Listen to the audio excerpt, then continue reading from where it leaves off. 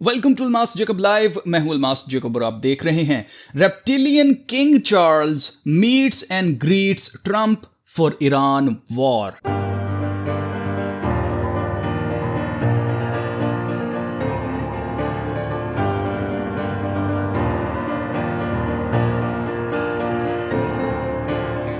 तो एक मसीही कौम के मुसलमान बादशाह किंग चार्ल्स की तरफ से आप सबको अस्सलामु अलैकुम। किंग चार्ल्स अमेरिका के दौरे पर हैं और हमेशा की तरह जब दुनिया का ऑर्डर चेंज होने वाला होता है तो अमेरिका और बरतानिया एक दूसरे का साथ देने के लिए मुलाकातें करने लग जाते हैं। ट्रंप अमेरिका का पहला सदर है जिसे 2 दफा यूके विजिट करने का एजाज हासिल है। 2019 में ट्रंप क्वीन एलिजाबेथ से मिलने गया था और पिछले साल सितंबर 2025 में ट्रंप किंग चार्ल्स से मिलने के लिए यूके गए थे। पर इस बार किंग चार्ल्स खुद अपनी अहलिया के साथ व्हाइट हाउस विजिट करने अमेरिका पहुंच जाते हैं। अब ये विजिट इतना खास क्यों है वो बताने से पहले कुछ अहम बातें आपके गोश गुजार करना चाहता हूं। किंग चार्ल्स ने अमेरिकी कांग्रेस में तारीखी स्पीच की और स्पीच के बाद इन्होंने वाइस प्रेसिडेंट जेडी वैंस के साथ हाथ मिलाया। पर यह कोई आम हाथ मिलाना नहीं था बल्कि ये एक फ्री मिसोनिक हैंडशेक है। आप इस तस्वीर में देख सकते हैं कि ये एक ऑफिशियल मिसोनिक हैंडशेक है।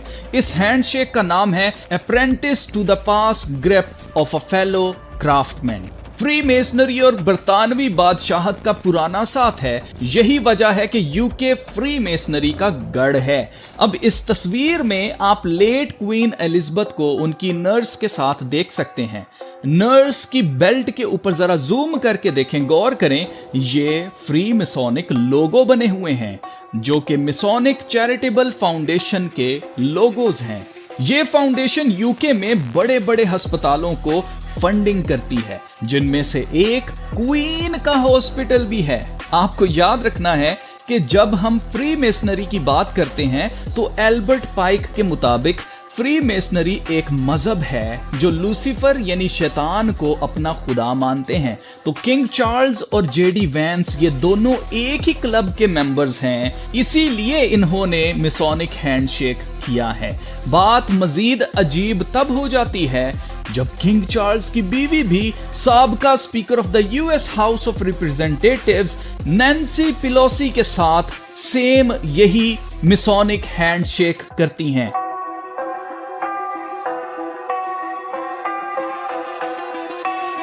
नैन्सी पेलोसी जो खुलकर सबको बता चुकी है कि ये इंसान नहीं है।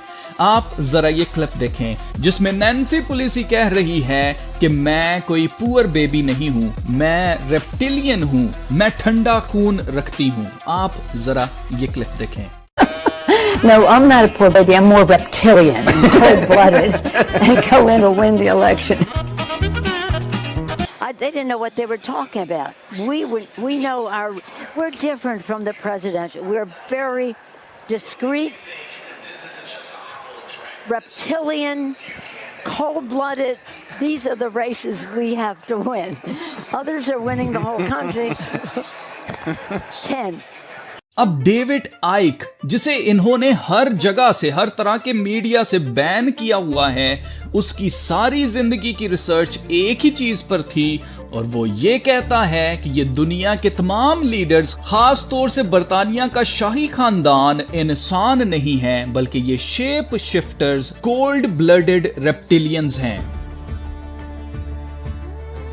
अब मैं नहीं जानता कि ये बात कितनी हद तक सच है, पर यह सब कुछ मैं आपको इसलिए बता रहा हूं ताकि अब जो बातें मैं करने वाला हूं उसकी समझ आपको अच्छे से आ सके। अब किंग चार्ल्स अमेरिका इसलिए गए हैं क्योंकि ईरान के साथ जंग बढ़कर रीजनल वॉर से आलमी जंग में तब्दील होने का खतरा है। आपको याद होगा मार्च 2026 में ईरान ने लेबनान से कुछ ड्रोन्स भेजकर साइप्रस में मौजूद यूके एयरबेस के ऊपर हमला किया था। उसके बाद से बरतानिया आबे हरमूज को खोलने के लिए उसकी तरफ अपने फौजी भेजता जा रहा है और इस हेडलाइन के मुताबिक UK sends extra troops to Middle East as former calls Charles global summit on Hormuz crisis. बर्तानिया पहले ही 1000 फौजी भेज चुका है और अब आहिस्ता आहिस्ता और फौजी भेजे जा रहे हैं। और अब बर्तानिया के बादशाह चार्ल्स का अमेरिका जाना कोई सरप्राइज नहीं है। ट्रंप ने प्रेस कॉन्फ्रेंस के दौरान बताया कि किंग चार्ल्स मेरे साथ मुत्तफिक हैं कि ईरान के पास न्यूक्लियर हथियार नहीं होना चाहिए, जिसका साफ साफ मतलब यही है कि किंग चार्ल्स ऑफिशियली अमेरिका के साथ ईरान के खिलाफ जंग में उतर चुका है। आप जरा ये क्लिप देखें। And we're doing a little Middle East work right now, two of you might know, and we're doing very well. We have militarily defeated that particular opponent, and we're never going to let that opponent ever, Charles agrees with me even more than I do, we're never going to let that opponent have a nuclear weapon. They know that, and they've known it right now very powerfully. अब king Charles जो मुसलमानों को ईद मुबारक कहता है। So as I close, Mr. President, in anticipation of Eid al-Fitr in Nigeria and across the world, I can only wish you and the millions of Muslims in our countries Eid Mubarak. और मसीहियों को ना तो Easter और ना ही Christmas wish करता है। मसीही कौम का एक मुसलमान बादशाह अमेरिका जाकर ईरान के खिलाफ, जो कि एक मुसलमान कौम है, उसके खिलाफ जंग के लिए हाथ मिलाने जाता है। तो किंग चार्ल्स ऐसा क्यों करेगा? तो वजह यह है कि ये ना तो मसीही हैं, ना ही ये मुसलमान हैं और ना ही ये यहूदी हैं। ये शैतान यानी लूसीफर के पुजारी हैं, जिनका मकसद इस दुनिया में न्यू वर्ल्ड ऑर्डर लगाना है, जिसमें मुखालिफ मसीह राज करेगा और पूरी दुनिया के ऊपर लूसीफर यानी शैतान की बादशाहत ये लाना चाहते हैं, जिसके लिए ये काम कर रहे हैं। अब आप इनका लेवल चेक करें। जो बातें ट्रंप व्हाइट हाउस में किंग चार्ल्स के सामने कर रहा है, आप जरा ये सुने और मुझे बताएं, क्या ये एक मसीही लीडर की जुबान है? आप जरा ये क्लिप देखें। My mother had a crush on Charles. Can you believe it? He's so cute. It's my mother. My mother, I just see it so clearly. She loved, and I told the king this, she loved the royal family, and she loved the Queen.